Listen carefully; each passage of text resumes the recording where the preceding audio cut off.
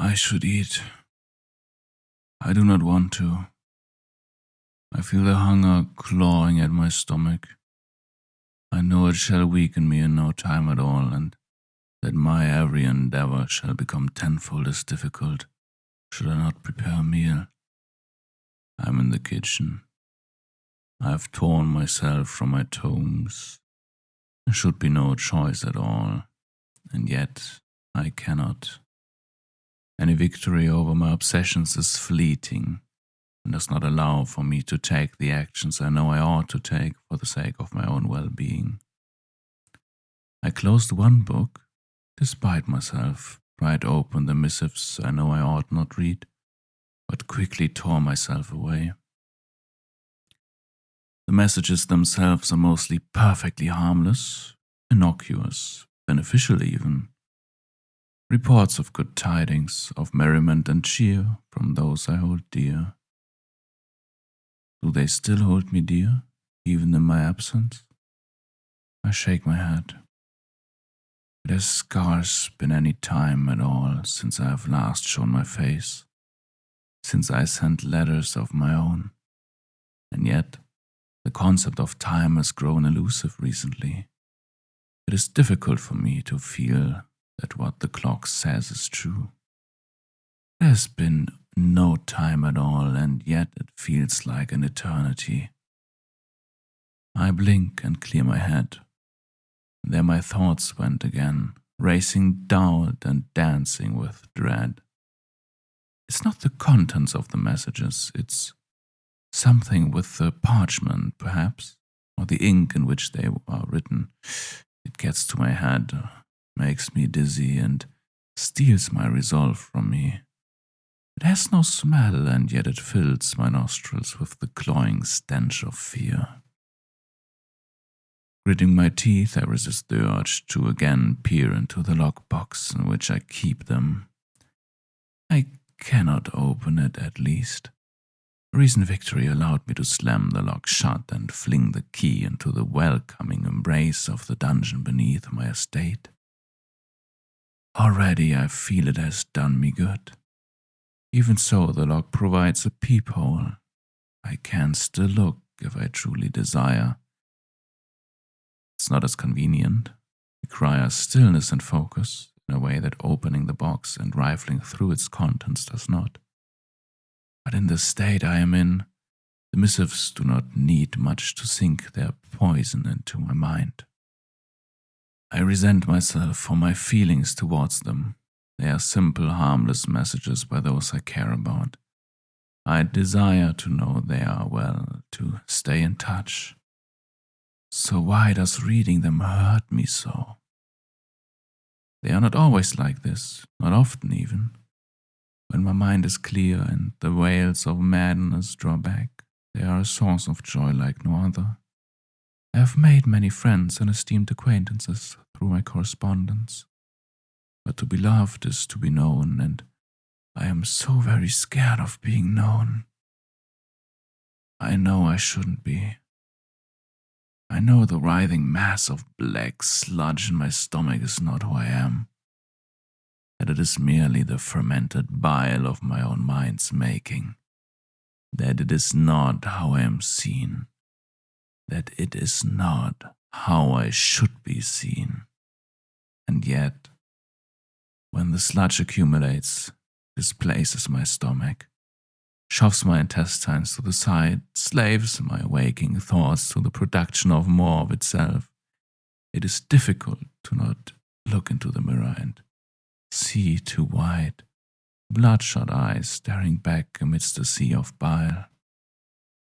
It's the gaps in the correspondences, I think. What is not said, much more so than what is.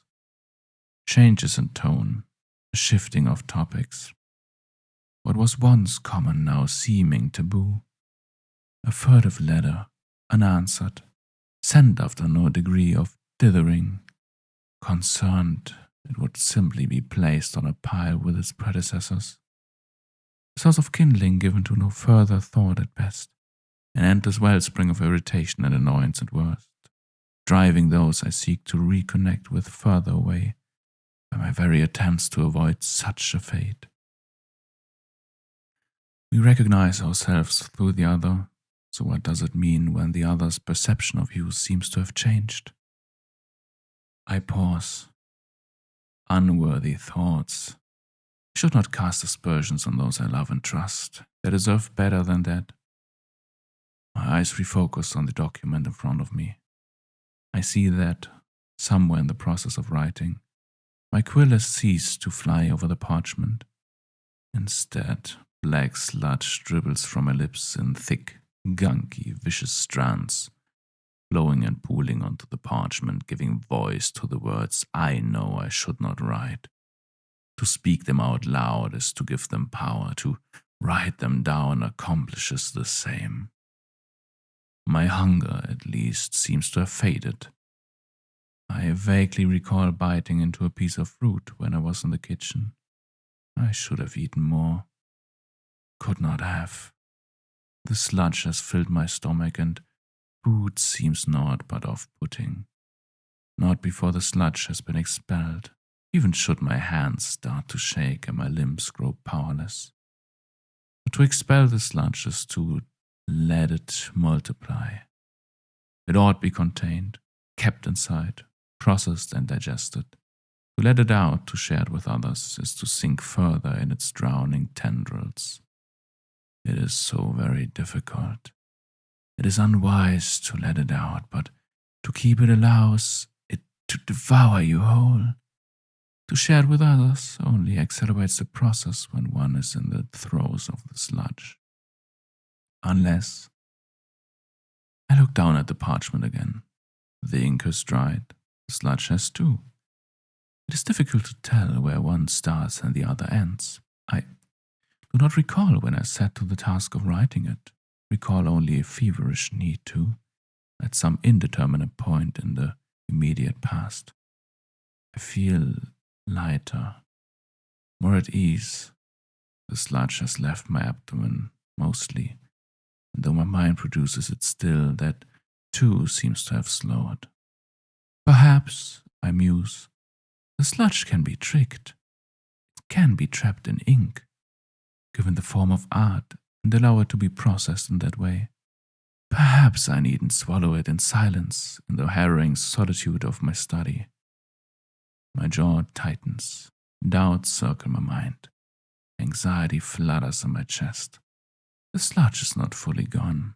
I do not expect it to pass in its entirety anytime soon, but it is lighter, less present, undeniably so.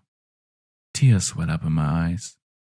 The remnants of the disgusting black slime yet caked to the folds of my brain whisper to me that this is folly, that even enmeshed in art, my words are an imposition on others, that they make demands I have no right to make, that my exposition of my doubts, my capture of the sludge, will be construed as casting blame on those I love for not giving me the attention I want. They shall resent me for it, and rightly so, the Bile whispers. I shake my head, clearing my thoughts, if only for a brief moment. Another victory, however fleeting. It will last long enough. Resolutely I sign and seal the document, not waiting for the ink to dry. Rolled up, it will just about barely fit through the keyhole of my lockbox. I know I shall not be able to resist a brief glance through as I push it in. Know that the sludge will likely yet again find poisoned perches in my soul. I trust it shall not matter, that the creation of my newest artwork shall suffice to keep it at bay, that those I cherish shall know I mean no undue imposition on them, that the sludge is my burden and shall not be made theirs, that help carry it must be given freely, or even politely requested, but shall never be demanded. I trust in myself, and I trust in the ones I so dearly love. Eventually, it shall be enough.